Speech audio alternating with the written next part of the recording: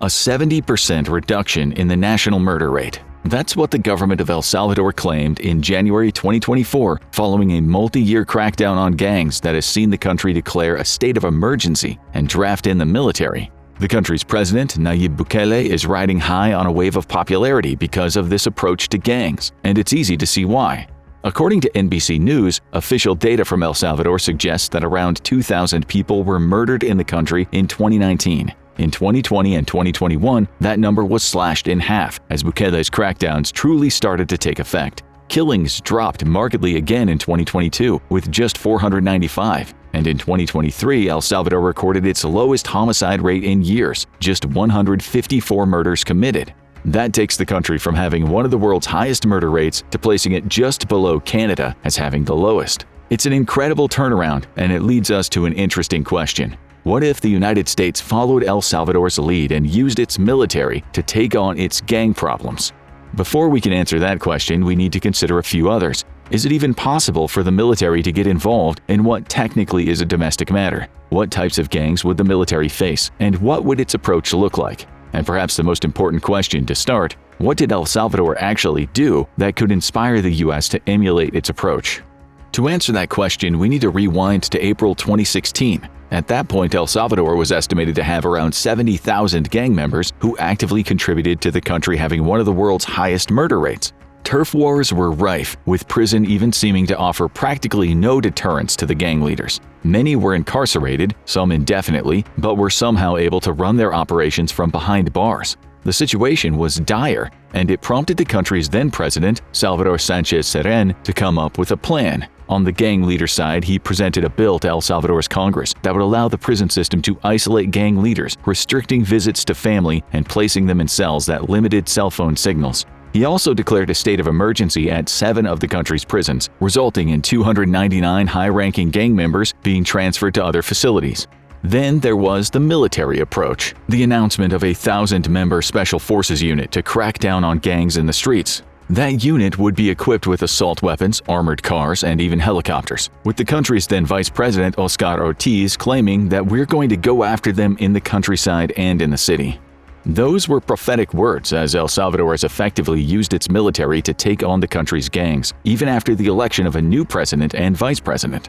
However, the initial crackdown wasn't what did the trick. As we mentioned earlier, El Salvador still saw 2,000 murders in 2019, suggesting Cerén's version of a military approach wasn't working as well as he'd hoped. Enter Nayib Bukele. Elected as El Salvador's president in 2019, Bukele took his predecessor's approach and went running. In March 2022, he implemented a state of emergency across the entire country that essentially gave his government free rein to tackle gangs in whatever way they saw fit. That state of emergency is still in place. Lawmakers extended it for the 24th time in March 2024 to bring it up to more than 2 years, and it appears to have worked. Beyond the lower homicide rates mentioned earlier, Bukele's military crackdown has led to the arrests of thousands of gang members, as well as the destruction of gang communication systems. Hierarchies have been disrupted, which has left gang command structures in disarray. The problem isn't yet solved. Over 21,000 gang members were still at large by the end of 2023. However, more than 70,000 El Salvadoran gang members are now in prison, with Bukele's government having cleared the way to conduct mass trials of up to 900 members at a time, if all those members are accused of the same crime. In essence, we've seen El Salvador accept a state similar to martial law, with a military-driven police force arresting gang members, and its people appear to be happy in that situation. In February 2024, Bukele secured his second term in office by securing a staggering 83% of El Salvador's vote. The question now is simple: could what works for El Salvador and its leader work in the United States? Before tackling that question, we first need to look at the issue of scale. El Salvador's gang problem was massive, with anywhere between 70,000 and 100,000 members in a country that has a population of just under 6.4 million people. That means somewhere between 1% and 2% of the population were gang members before the military crackdown. The US has a very different ratio. According to the US Department of Justice, or DOJ, there were around 1 million gang members spread around 33,000 gangs in 2011. There are no specific figures updating the total number of gang members in the years since, though the FBI now claims that there are 33,000 violent gangs, including those on the streets, in prison, and motorcycle gangs. On the surface, that would suggest America's gang problem isn't as severe as El Salvador's, at least in terms of ratios. 1 million gang members in a country of 340 million people works out to around 0.3% of the population being gang-affiliated, far lower than the 1% or 2% seen in El Salvador. But there are other challenges. Take the sheer number of gangs in the United States as an example. In El Salvador, it's believed that 53 armed groups remain after the government's crackdown. The number wasn't much larger than that before the military got involved, which allowed the country's government to hone in on the largest gangs before taking on some of the smaller organizations. Groups like the Mara Salvatrucha or MS-13 and the 18th Street were obvious targets that could have a military force dedicated to taking them down. The situation would be far more complicated in the US. Despite having fewer gang members per capita, they're spread out among far more gangs. Worse yet, the United States is huge compared to El Salvador, around 467 times larger in terms of landmass. In fact, with that landmass being divided into states that each have their own gangs and laws, introducing the military into that environment would be far more complex in operation than what was seen in El Salvador. Not simply because the military would have to be imposed on every single state, but because each state offers a different level of gang challenge. Of course, the US military is far larger than El Salvador's, which slightly mitigates the issue. Then there are the many groups the US military would need to face. It would take far too long to list all the 33,000, but some of the most prominent include the 18th Street, which is also present in El Salvador, which the DOJ claimed had between 30,000 to 50,000 members in 2008. The Bloods and the Crips, the country's most prominent African-American gangs, combined have a membership that falls anywhere between 35,000 and 55,000. The Gangster Disciples may have as many as 50,000 members, with the Latin Kings also having around 35,000. That's without mentioning many prominent gangs, such as the Hells Angels and the Aryan Brotherhood, that also have memberships in the thousands. The point is that the US military would be facing gangs in some cases that are nearly as large as the combined numbers in El Salvador. Each of those gangs has its own culture, its own hierarchy. That means that a one-size-fits-all approach on taking them on wouldn't work. Each would require the military to devise a specific plan focused on that particular gang, including analysis of member capabilities to enact any sort of plan. Speaking of plans, it's not like the US has nothing in place to combat these gangs already. The FBI alone currently operates 3 major anti-gang initiatives. The National Gang Intelligence Center is one of them. Established in 2005, the organization gathers intelligence on gang activity, which it uses to support law enforcement. It's also responsible for identifying the gangs that present the highest threat to the US at any given time. Granted, it isn't directly responsible for taking on gangs on the streets. That's left to law enforcement and other FBI groups, but the information it holds would be an invaluable resource should the military get involved in America's gang problem. There's also the Transnational Anti-Gang or TAG task forces the FBI has created to directly tackle the 18th Street and MS-13 as they try to expand their influence in the US. You may recognize both as being the main targets of El Salvador's crackdown, and the existence of the TAG task forces shows us that the US takes them very seriously. However, these TAG groups don't operate in the US. They're working in places like El Salvador and Honduras to try to dismantle these gangs in their home bases. Closer to home, the FBI also operates the Violent Gang Safe Streets Task Force, through which it collaborates with local law enforcement agencies to take on gangs at the street level. There are 160 of these task forces spread throughout the country, most of which engage in gathering evidence to build cases against gang members. Consensual monitoring, Title III wiretapping, and financial analysis all fall under the force's remit, vital for providing evidence in firearm investigations, drug conspiracies, and other gang-related crimes. So not only would any military crackdown have to contend with the sheer number of gangs in the US, but it would also have these anti-gang organizations to consider. Does it cooperate with them, co-opt the information they have before taking over? The odds are that it would be the former, with the government essentially rolling these anti-gang organizations into one giant supporting group for the military. But that brings us to another challenge the military would face: legal issues. The mention of evidence gathering is key here, as the US operates on a system where everybody is considered innocent of a crime until proven guilty. To maintain that system, the military and the government wouldn't be able to replicate actions such as El Salvador approving mass trials that could involve up to 900 suspects at a time. It would be easy to make the argument that this is unconstitutional, and it amounts to stripping away the rights of US citizens. Opposition to military action against gangs would be inevitable. Then there's the Posse Comitatus Act to consider. Introduced in 1878, this law prevents the U.S. military from participating in any form of civilian law enforcement unless it receives express authorization from either an act of Congress or based on the Constitution itself. As constitutional arguments would be easy to levy against the idea of using the military to tackle the gang problem, having the right to a fair trial could prevent many of the actions taken in El Salvador. The government would have to rely on congressional approval to use the military to take on American gangs. Granted, this act only applies to the U.S. Army and the U.S. Air Force, but that doesn't mean the government could use the U.S. Navy and Marine Corps with impunity. They're bound under a similar law, according to the Brennan Center. But there are ways around this act.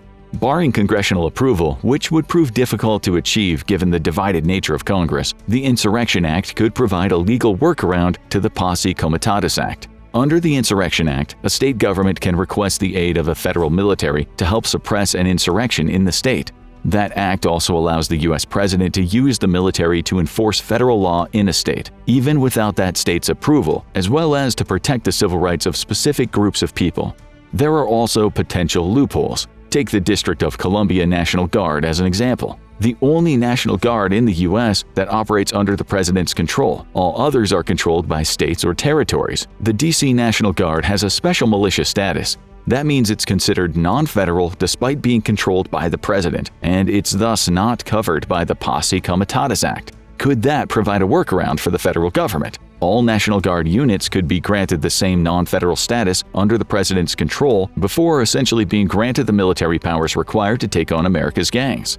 It's possible, though it would likely require a large amount of legal wrangling. Let's assume all these issues could be overcome. Would the military then be able to act as a police force in the United States? Perhaps, though it's arguable whether or not it would be bound by use of force rules. In an April 2022 article by the National Defense University Press, Dr. Patrick Patterson points out, most military combat operations are governed by law or armed conflict or LOAC treaties. The Geneva Convention is a good example. These LOAC treaties dictate what is illegal as a use of force on a battlefield in a state-on-state conflict. The problem? LOAC treaties won't apply if the U.S. uses its military to take on domestic gangs. Armed conflict isn't occurring by the terms of the legal military definition, even though any fight between the military and American gangs would involve violence and the use of firearms. This creates something of a gray area where the military is expected to operate within certain guidelines, but it's unclear what those guidelines might be. In this case, it would likely be up to the country's governments, both at the federal and state level, to decide the rules of engagement for the conflicts. We saw this in El Salvador. Its government not only opened the way for the military, but created a state of emergency and came up with new forms of trial to tackle gangs. The U.S. government likely wouldn't go so far, mostly because it would face a backlash if it traded away too many freedoms for the sake of taking on gangs. A state of emergency opens the door to human rights violations, as Human Rights Watch (HRW) points out in El Salvador's case. Specifically, it cites a conversation with a mother whose son was arrested in El Salvador, who claims that the police officers essentially told her, "We can arrest anyone we want." Therein would lie a major task for the U.S. government, finding a way to bring the military into play without infringing on the rights of citizens as enshrined in the Constitution. The point is, there are likely more barriers in store for any U.S. government that wants to use the military to tackle gangs than there are in El Salvador. After all, there's a reason why Nayib Bukele has referred to himself, albeit jokingly, as the world's coolest dictator. Despite El Salvador currently being a democracy, several organizations suggest that its democratic vehicles are slowly being dismantled. Felix Ulloa, the country's vice president, even proclaimed as much, according to the Wilson Center. He said, "To these people who say democracy is being dismantled, my answer is yes. We are not dismantling it, we are eliminating it. We are replacing it with something new."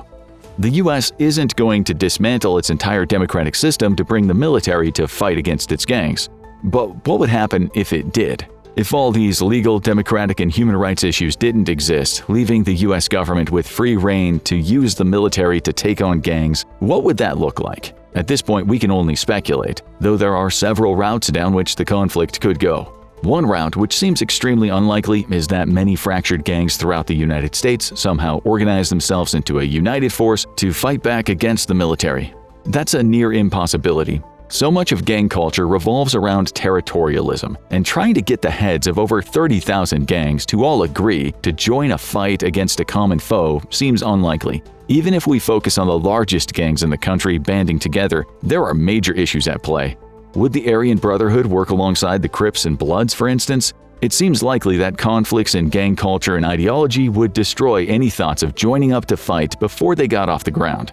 Still, if that were to happen, a straight battle between the US military and the combined might of the country's gangs would only end in one way: a military victory. Even in terms of pure manpower, the military would have the advantage. It boasts 1.328 million active members, according to Global Firepower, as well as nearly 800,000 reservists. That's without mentioning the sheer gulf in equipment. These gangs would be bringing standard firearms, a limited number of explosives, and everyday vehicles to fight against a force that has tanks, jets, helicopters, and a navy. There's no question who would win. But that's also not what's going to happen. The far more likely route for the US military to take would be a regional approach that sees it cooperate with the FBI and state authorities to root out gang leaders and members and imprison them. In that sense, the military would essentially become an extension of the organizations the US already has in place. These organizations would be relegated to intelligence gathering, with the military serving as the hammer that hits the nail when it's time to make arrests or engage in direct conflict with the gang. It would essentially be a divide-and-conquer strategy, aided by the fact that American gangs are already clearly divided along territorial and ideological lines. However, there are challenges to this approach. To counteract the use of the military, gang members may go even deeper underground. Rather than operating with impunity, they would make a greater effort to blend in, leading to the military only being able to go after those with known affiliations. Even accounting for that, confrontations between the military and the gangs would happen on a street level, creating the possibility of collateral damage. Much of the military's strongest equipment, such as fighter jets and tanks, likely wouldn't be used so as to minimize damage to infrastructure. There's also the civilian issue to consider. According to the New Humanitarian, 6.6 civilians per 100,000 members of El Salvador's population died due to gang warfare in 2019, with that number occurring even when the initial crackdowns on the country's gangs were in place. It's not too much of a stretch to believe that the US military declaring war on America's gangs would actually increase the risk civilians face in areas where those gangs are most prominent. Any failure to arrest gang members or entire groups could lead to shootouts, creating the possibility of unintended targets being hit by both the gangs and the military. At worst, the military approach could lead to entire regions of the US becoming no-go war zones, where street-level guerrilla warfare is rife and the average person is in danger. El Salvador has experienced a similar issue. Its solution has sometimes been to place entire regions under siege. At least that's what happened in August 2023, when the country's military deployed to Cabañas to essentially lay siege to the area. Cabañas is a rural region that's slightly larger than New York, with the country's military combining with its police force to create what the BBC dubbed a security fence around Cabañas. All told, there were 7,000 soldiers and 1,000 police officers in the fence, placing the entire region in a sort of military quarantine. Nobody could go in or out without the military say-so. This idea of barring access to certain areas isn't new in El Salvador's crackdown. It regularly establishes checkpoints near areas that have known gang presences, with those passing through the checkpoints forced to provide ID and proof of address. Vehicles and backpacks are searched, as are bodies. The El Salvadoran military would strip search anybody it considers suspicious to check for gang tattoos and similar evidence. These checkpoints would also allow the military to build up a presence within the region, which proves useful when conducting raids on houses and gang facilities. Perhaps that would be a better approach for the US. Rather than fighting gangs on the streets, its military could establish similar checkpoints and security fences, allowing it to check up on anybody who passes through.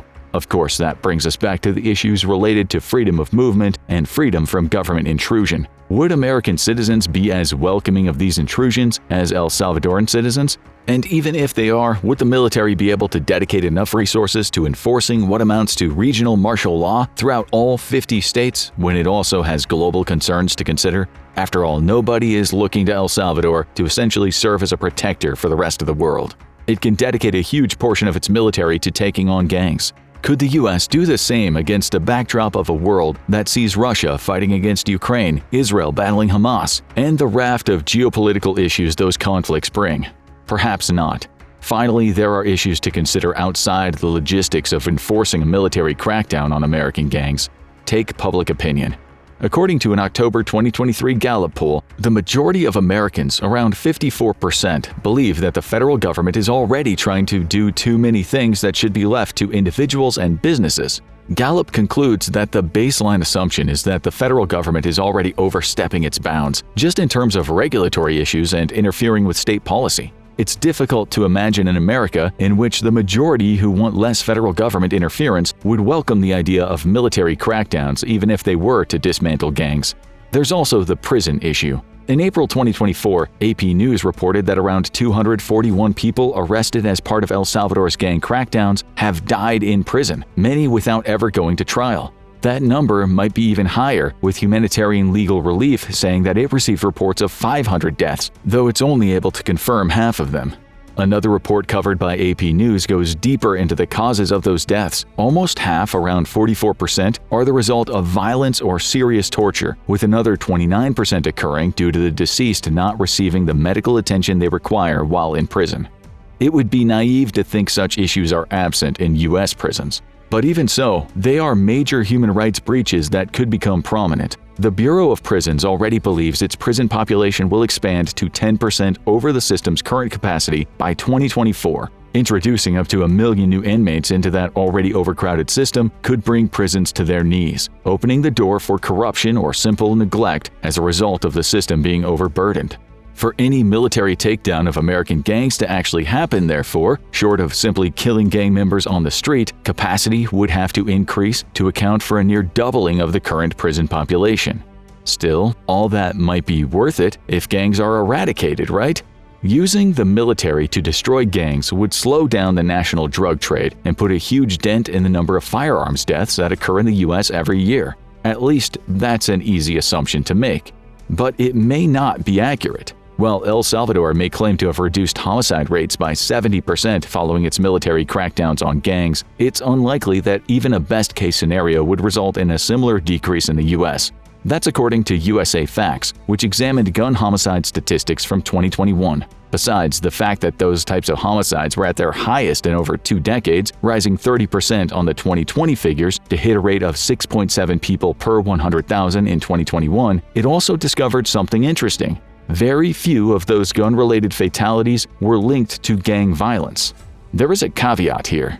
Of the firearms incidents for which specific circumstances were reported, 55% occurred due to unknown issues. It's possible that many gang-related incidents fall into this category, though it's equally possible that other circumstances led to those deaths. Of the 45%, 20% were attributed to arguments that turned fatal, while 14% were a result of domestic violence. As for gang-related deaths, only 3% were directly linked to drug dealing, with another 1% being gangland-related and less than 1% being attributed to issues with juvenile gangs. At most, that means that only 5% of the firearms fatalities in the U.S. that have confirmed circumstances were related to gangs. Those statistics demonstrate the key difference between El Salvador and the U.S., at least in relation to gangs. While gangs are a problem in both countries, El Salvador's gangs have reached the point where they could operate with near impunity. Plus, the country's government and justice system allowed for the implementation of martial law, which many in the country think is necessary because of the massive impact gangs were having on their everyday lives. Gangs obviously impact the lives of ordinary Americans too, and it would be unwise to suggest that there are no areas in the U.S. that are no-go zones due to the existence of gang activity. Still, gangs are responsible for fewer gun-related deaths in the U.S. than they are in El Salvador, which, combined with gangs not being a prominent problem in the lives of most people, suggests that sending in the military would be overkill. And that's not to mention the many issues related to human rights, civil liberties, and the federal government overstepping its power that could result from the U.S. using the military to take on gangs. So, would the military be able to help the U.S. clear up its gang problem? Absolutely. Even if it limits itself to working alongside existing law enforcement, the military has the training and equipment needed to take on gangs at the street level and potentially make thousands of arrests. The biggest question isn't whether the military would succeed, it's whether it should be allowed to try. We'll leave the answer to that one up to you. Let us know what you think it would take for the U.S. military to start a crackdown on gangs. Is it even legally possible given America's democratic and judicial systems? And even if it was, would Americans be willing to give up their liberty, even if just temporarily, to eradicate gangs from the streets? Tell us what you think in the comments section, and thank you for watching the video. Now go check out how El Salvador Army destroyed their brutal gangs, or click this other video instead.